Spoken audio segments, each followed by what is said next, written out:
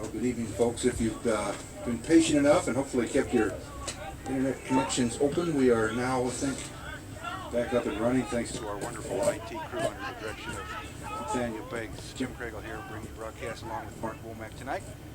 Cedarville Yellow Jackets taking on the Rock from Slippery Rock, Pennsylvania. What you've missed so far is quite exciting, actually.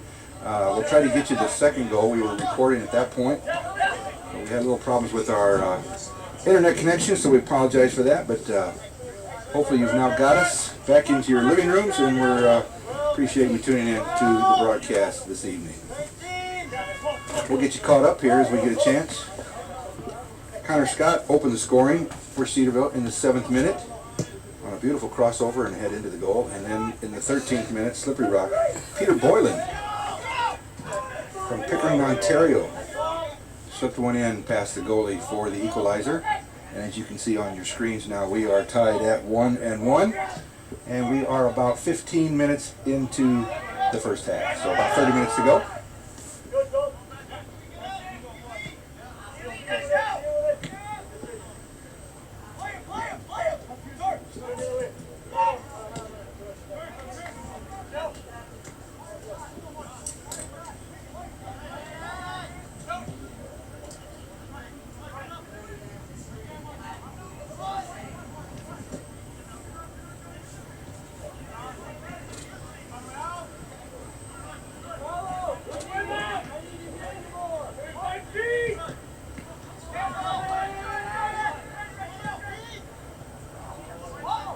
Dangerous ball sent into the box by Slippery Rock. Anyway, apologize for the technical difficulties. Hopefully you're able to find us now, and we'll get you caught up. It's been a very exciting opening 15 minutes. Unfortunately, we weren't able to show it to you, but we think we're back up now and running thanks to the wonderful help we get from our IT department here, who came, as we called them at home on a Saturday night, and they were gracious enough to come in and fix things for us. So we want to just give our thanks out to them, to Tim and all the gang there over in IT here at Cedarville. Thank you.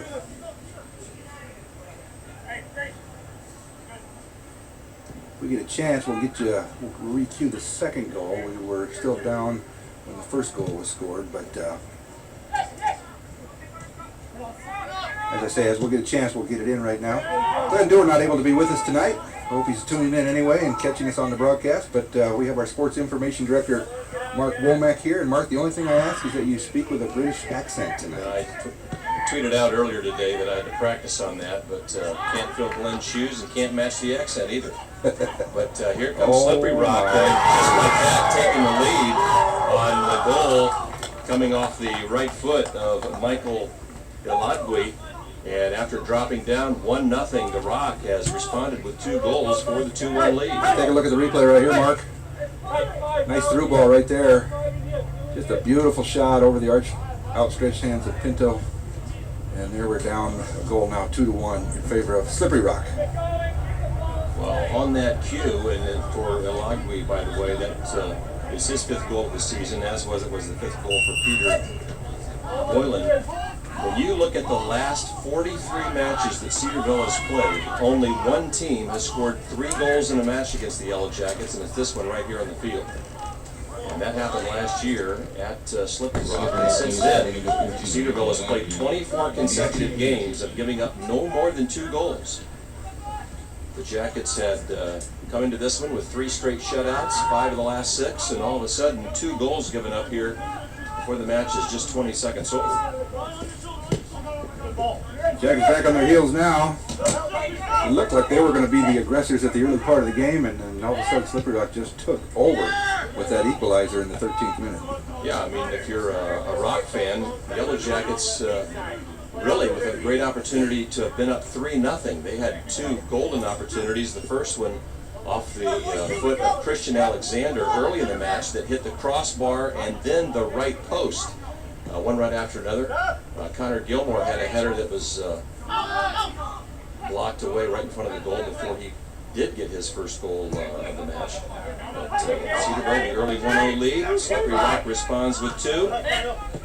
2-1. That'll give us a chance to set the stage for you a little bit, at least for Yellow Jacket fans who are tuning in tonight. Slippery Rock is the 4th opponent from the Pennsylvania State Athletic Conference that the Yellow Jackets have played this year. Cedarville is 1-1-1 to this juncture. They played a scoreless draw with Lockhaven and then defeated Gannon 2-0, and then their last PSAC team they played was Mercyhurst, a 2-0 loss on the road. Justin Santoro is going to come into the match for Cedarville, the first sub for either side, and he's replacing Ethan Lee. Santoro at the top of the box as that ball is being cleared out for a corner kick for the Yellow Jackets. That might give us a chance to chew up the first goal there if we get a chance. We'll see. Jared Kirsten's going to have the corner for the Yellow Jackets. This will be their second of the match. Had a reasonable facsimile of a corner, if you will, on their goal on that restart that was near the left touch line on Connor Gilmore's header. Ball driven in, trying to get up for the header is Scott, cleared out of there by Slippery Rock. Slippery Rock comes in at 6-4, Cedarville 7-2-2, obviously a non-conference match. And Cedarville coming off a huge win on Wednesday at GMAC foe Davis and Elkins, a 2-0 win. Big rivalry game right there. Nice to see the Jackets go on the road and win that one. Yeah, that's the only regular season meeting between Cedarville and D&E, the teams that are picked 1-2 in the GMAC. Most likely we'll see each other again in that conference tournament, just like last year. If you remember, Cedarville won the conference. They lost the conference in the very final part of the season, so they weren't able to host the conference championship. Went on the road and in the final game beat Davis and Elkins in a very wild, exciting match. Yeah, actually played a scoreless draw and then won it on penalty kicks. Cedarville on the throw and back the other way. Connor Scott tries to center it, blocked out of bounds over the touch line. We'll say last touched by the Yellow Jackets. I think we're going to get a chance to see that first equalizer goal right here. Here's the goal from the the equalizer from Slippery Rock. It was a corner kick. As we see it happening right there. What a beautiful header. Looks like the last Peter Boylan. Shawnee State right there. That was the last game. Yeah, that was Chris Anderson's nice header against Shawnee State. So if you didn't make it to homecoming last week, there you saw it. Right here, Slippery Rock 2, Cedarville 1. We are in the 22nd minute here. Oh my At goodness. Cedarville University in Ohio. Mark Womack and Jim Craigle with you. I have to say, my bad. My producer was yelling at me, no, no, no, and I ran the replay anyway. So our producer, Brian Erickson, was just screaming at me, this is not the right replay. And I was so excited because I thought we were going to show a goal. We did see a goal, it just wasn't the right game. Cedarville in the gold jerseys, moving left to right on your screen. Slippery Rock, the green jerseys, white numerals with the ball. While Cedarville was winning a important Great Midwest Athletic Conference match on the road on Wednesday, Slippery Rock was losing a PSAC match at Seton Hill 1-0. In that contest, the Griffins had only one shot on goal and it went in. And that 1-0 win for Seton Hill. Now here in this match, 3 shots on goal for Slippery Rock. 2 have gone in after trailing 1-0 on Connor Gilmore's 8th goal of the season for Cedarville in the 7th minute. Yellow Jackets very stingy defensively here in the last 3 years, so to give up 2 goals in the first 20 minutes of a match, very unusual. I mentioned they'd outscored the opposition 28-6 coming into this match.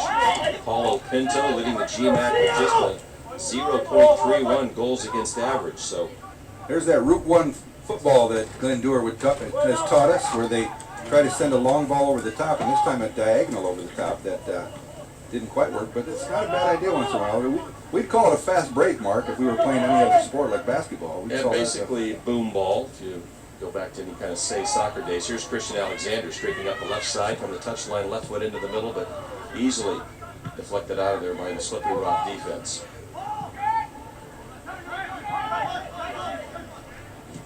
Yellow Jackets back the other way with it, but turning it over there on the pass, Jared Newman. Slippery Rock in Pennsylvania, the campus located about a little less than an hour north of Pittsburgh, to get your geography squared away. about 45 minutes east of Youngstown, Ohio, about an hour south of Erie. It's a Western Pennsylvania school. Just the second meeting in soccer between these two schools. Slippery Rock winning last year 3-1. Pretty violent collision right there. That's a good ball. We'll get a chance to look at that. That's Peter Boylan going down. He scored the first goal for Slippery Rock. As mentioned, last year Slippery Rock winning at 3-1, and in the last 43 matches Cedarville has played, that's the only time they've given up 3 goals. Here's the throw to Connor Scott, stops it on the touch line. And that pass quickly put into the box and cleared out. Slippery Rock's going to come back the other way with it. Another throw in there from Ethan Shula, and just turned right back over by the Yellow Jackets. Just a little more than 20 minutes left here in the first half. Slippery Rock 2, Cedarville 1. In case you tuned us in late, the Yellow Jackets scored first in the 7th minute. Connor Gilmore's 8th goal of the year. And Slippery Rock coming back with 2 quick scores off the feet of Peter Boylan as well as Michael Iladgui. Coming to you in high definition this year, under the direction tonight of producer-director Brian Erickson and our all-student crew here at Broadcasting Majors. Beg pardon if you were tuning us in, trying to tune us in at 7 o'clock with the technical difficulties, but